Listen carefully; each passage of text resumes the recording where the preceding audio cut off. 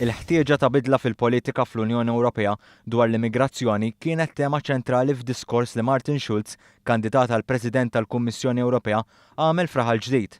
Spjega kif il-viżjoni tiegħu hi li l-Ewropa tkun mibnija minn isfel għal fuq u dwar l-immigrazzjoni regolari jara l-ħtieġa ta' 6 prinċipji.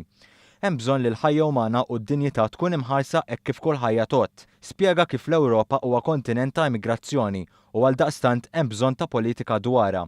Schulz jemmen ukoll li l-Unjoni Ewropea tista' tikkontribwixxi b'mod pożittiv fl-immaniġġjar tal-immigrazzjoni.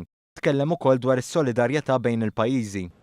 Fourthly, I believe that we should act together in a spirit of loyalty and solidarity, with a fair sharing of responsibilities among all 28 member states of the European Union.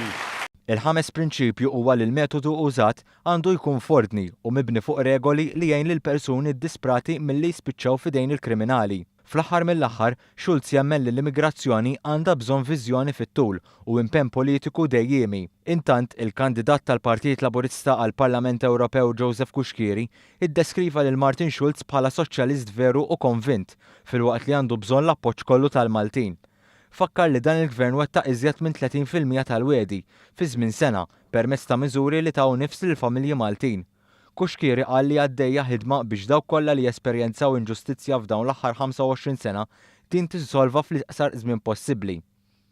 Semma kif l-integrità hija prinċipju importanti fil-politika u għaldaqstant il-vot tal-24 ta' Mejju għandu jkun turja ta' fiduċja fil-ħidma ta' dan il-gvern.